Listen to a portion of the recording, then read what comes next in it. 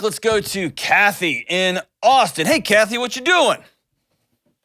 Hi, how are you? I am outstanding. And how about you? Better than I deserve. Ooh, well played. I like what you did there. So what's up? How can I help? Hi, so I'm 28 years old, and my husband and I, we just got married last year. Both of us, we have our college degrees, and we actually both became debt-free a month before our wedding. Very cool. We're very proud about that. You should be. Congratulations. What's your degree in? My degree is in finance, and his is in business. Excellent. Very cool. So Yes. how can I help? Yes. So we have our own plan. We would love to travel for a bit. We want to do a couple of things, just the two of us. So travel, buy a house, buy a new car. And then eventually we would love to have children down the line. What's been been a speed bump with my family in particular, this is really hard. I've never really said this out loud to so many people. Both of us actually were diagnosed with high-functioning autism, aka Asperger's, when we were both very young kids. And my parents have it in their heads that because of that, I am not capable of being a mother. Oh, my And gosh. I would like to know how boundaries can be set with that. And I also worry of how my parents, should Reggie and I choose to have children, how they're going to treat my kids and how they're going to question my parenting skills. Yeah. Just the way you said that hit me right in my guts. And I can't wrap my head around what it would be like, what it would feel like. Not to think, but what it would feel like in my body. If my mom was to say, I don't think you'll be a good mom. I don't think you'll be a good father. It's been hurting me for a while. Yeah. Well, that hurt is legit, man. And I'm sorry that someone looked you in the eye and said that. That's hard. So you say high functioning. You guys are kicking butt, doing great. Tell me, articulate for the listener and for me, what does that look like on a day-to-day basis? What are some things that you feel like are different for you and your husband than is for a neurotypical person? Well, at this point in our adult lives, I think the only thing that I think a normal person, might see is that maybe... Don't say normal. You're normal. You're just like us. Yeah, because everybody's got something, right? Everybody's got a bunch of somethings. Right.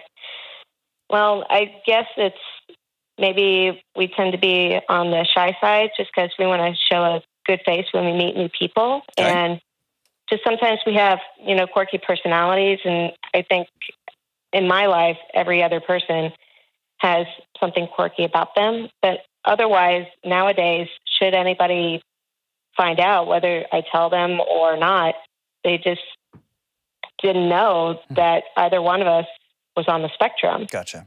And so your mom...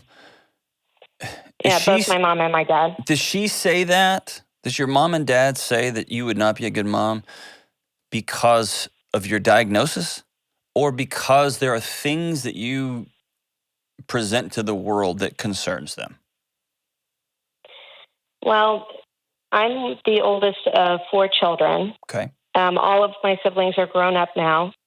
And my dad at one point has said to me that he has asked each of his kids, just as a grown up, when you start to get into a relationship or whether you're in a relationship or not, just look at your life and see what things could be like, whether you have children or whether you decide to not have children. Okay. And just to look at it evenly, like same time frame, in which, at one point before I met my husband, I did consider that because I didn't think, any man was going to love me for who I was just because I felt that my diagnosis was going to hold me back or somebody was not going to be able to handle it. And at some point, I actually just stopped telling people because they're either going to love you for who you are, or when they find out, they're either going to take advantage of it or they're not going to know what to do and run away. So I just at one point just stopped telling people. But putting that to the side, I hate that for you. I realized with parenting, I'm not a parent yet, and I understand that you're not supposed to just see parenting as rainbows and butterflies and seeing it through rose-colored glasses. I realized that. So, but is there something that, are you unable to, and I'm going to ask some probing questions, okay? These aren't accusations. These are just facts. Yep. Are you unable to connect with somebody else? No. You are able to connect? Absolutely. Do you feel your feelings? I do. Are you able to interact with somebody else when they're hurting? Are you able to lean into that? Yes, I can. And same as my husband. Yeah. So I think there's a lot of preconceived notions from people absolutely 100% out there that don't understand that's what I'm asking. Is your mom, is she sensing that stuff? I just can't imagine why she would say that. And so let me get to these. Let me get to this, because we could spend all day on this, and I don't want to speak ill of your mom. That would be ugly of me. Right. So most important, be honest about your connections. Kids need radical connection. I want to always go back to that word. That's the most important thing. Just from my conversation with you, again, you and I have never hung out. I don't know you and your husband. I mean, you just sound like a wonderful, extraordinary human being.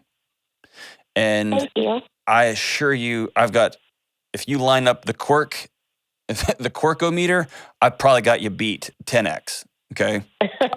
I'm a weird person, so they tell me. So if you can provide radical connection, and if you can demonstrate and model love, and you can make sure people are fed, including yourselves, and take care of, and all those things it sounds like you're doing, I don't see an issue at all. What I would suggest is having people walk alongside you. And so I think it would be, you got that? Yes, I have my wonderful, wonderful aunt who's also my godmother. She's like a second mother to me. Awesome. And my grandparents as well. And with that, I know that, being on the spectrum, it might be a little bit more difficult, but I've been babysitting since I was 13 years old, and I took upon myself to do some part-time babysitting since this summer. And I've always been CPR and first aid certified, and I just enjoy being around children. That's awesome. And so to answer your boundaries question, this isn't just an autism, not autism thing. Right. But let me back up. When I said have someone to walk alongside with you, obviously having a great family member, some family connections, some good friend connections is great. I would love you and your husband to sit down with a marriage counselor, not because there's anything wrong, but to walk alongside as a neutral third party. And I've done this for couples where you ask the questions, what is the picture of a Saturday morning with an 8-month-old? What does that look like?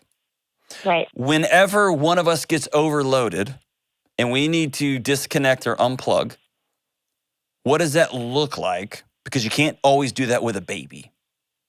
Right. What does taking a step back and communicating well what needs are, right? Is asking all those questions and begin to map some of those things out. The challenge like being around children is awesome, babysitting is awesome. The difference there is kids never go home. And so there's something about I can plug in and babysit for a couple of hours all day and go all in, and then I can go home and just stare off into space. Sure. When you've got babies, they're just still sitting there screaming about something and pooping on everything. And so they don't ever go home. And so being able to map those out with somebody, just a neutral third party, I think would be so valuable. And it will give you and your husband some clear expectations that y'all can write down and you can point back to and say, this is who we are, this is who we said. I'm having one of my Saturday mornings where I need to disconnect and unplug for a bit. I need you to step into this gap, or we've got somebody on call, we've got Aunt on call, whatever that looks like for us. But backing up even further, again, this is not an autism question. This is just a parent's boundary question. Unfortunately, you can't make your parents accept you. You can't make your parents love their grandbaby. I think they will. It's not a matter of loving my child. It's the fact that, one, they will always be fearful of my child's safety and concerned 24/7 because they have that little faith in us taking care of a child long term. And B, my mom has it in her head that a social worker has to be assigned to us specifically. Oh, so here's what I want you to do. Did the research, and that's not the case. Yeah, I want you to actually reach out to a social worker. You and your husband? Actually. Oh, you did? Okay. And then did they walk you through? Like they did. Okay. They said regardless if somebody is on the spectrum, ADHD, bipolar, whatever it is, the most they could honestly do is just go to the parents' house, make sure it's safe, make sure the baby's happy and safe. And anybody who's tried to put a false claim that we're bad parents, we can file a harassment case against that person. Yes. So here's what I want you to do. There's somebody who knows you well, and she may be misguided. She may have her own challenges. She may be struggling with her own stuff. But there's somebody who knows you well, being your mom, somebody who knows you well, being your dad. And they have done an unimaginable thing in my mind, and they've stared at their child and said, you are not qualified or good enough to be a parent. That's a huge accusation. And my first response is, well, screw you then. But I also always want to get some data. So I would, if I'm you, I would go talk to a professional. I would get my husband and we would go sit with a marriage counselor and we would say, we want to have kids. And my parents think that's a terrible idea. They want us out of this deal. And we think we are ready for this. And that counselor can walk y'all through together. And if ultimately in y'all's opinion, in the professional's opinion, dude, we are going to be great parents. Every parent's got their challenges. We know how we're going to work together to overcome these things. We're going to have the right support around us. That's when you go to your mom and dad and say, this is happening. Y'all can choose to opt in and love us and support us and love this grandbaby, or y'all can opt out. That's y'all's grown-up decision that y'all can make on your own. I'm not going to make it for you. We hope you'll join us, but you're not going to second guess everything that we do. You're not going to Monday morning quarterback our lives. And by the way, this happens for people who aren't autistic too, over-involved in-laws. And it may be that they think they are doing the best thing for this baby and for y'all. Ugh, what a mess. I can't tell you whether having a child is a great idea for you two, because I don't know y'all. And there's something bizarre about either your mom has got some major issues or there's a glaring blind spot in y'all's world that you're not seeing. And so I want to get you to get a second opinion with a professional who's going to look you guys in the eye, walk alongside you for a season and say, man, we are ready to rock and roll. It's going to be great. It's going to be great. Or in my professional opinion, I don't think this is a wonderful idea. And then y'all are going to have some peace, and then you get to start drawing boundaries. You get to start drawing boundaries. And like your social worker said, if people are making false claims against you, you report that nonsense. Hopefully your mother and dad will see the writing on the wall. This is going to happen, and we're going to need you. We're going to want you in the life of our baby and our lives, and we hope you'll walk alongside us and be our biggest cheerleaders. But if you're going to throw grenades, bye, Felicia. Life's too short. Thank you so much for that call, Kathy. Reach out to somebody, and man, best of luck to you. I love, love, love your heart.